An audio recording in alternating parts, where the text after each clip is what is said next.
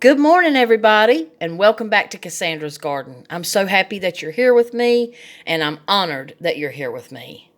So, today I'm going to give you the secret recipe to the most professional, most delicious vanilla butter pound cake you have ever had in your life. This is a big secret that professional bakers use for their recipe. I've got it. I made it. It was absolutely delicious. It was so good. I put it in my special recipe book. My husband absolutely went nuts over it. This is a pound cake that is not dry at all.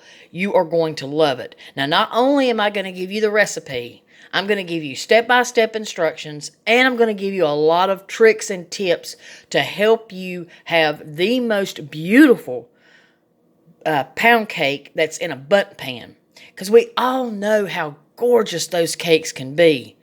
But if you're a baker or if you're an amateur like me, I still say I'm an amateur.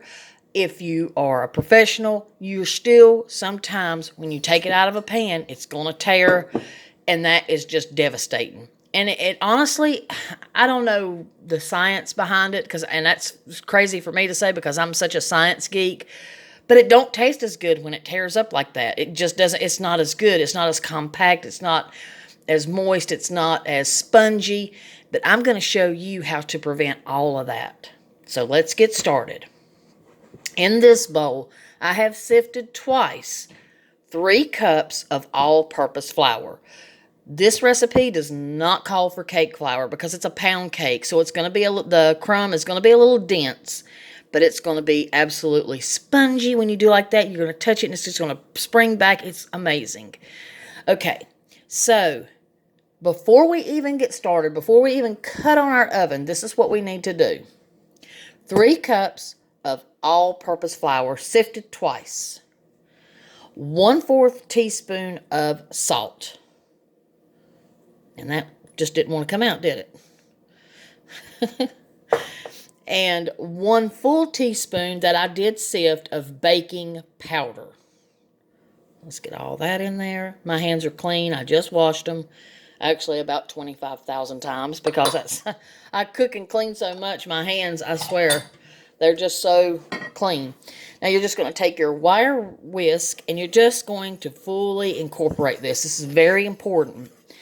How you prepare something really does affect the flavor, the taste, everything. So we're not going to get in a big hurry because this is not a type of cake that you can hurry up and bake. This actually takes 2 days to make, and I'll explain that later.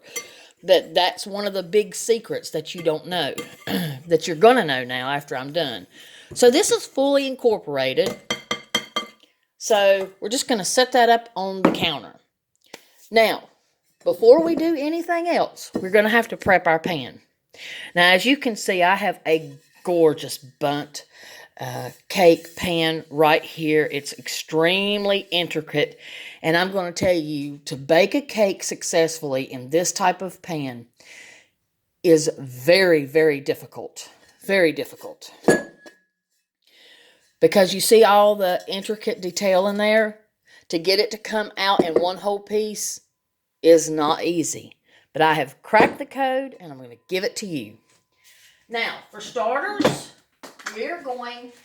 now it's going to look like an insane amount of grease. I'll show you that in just a second. Bear with me. I'll be right back.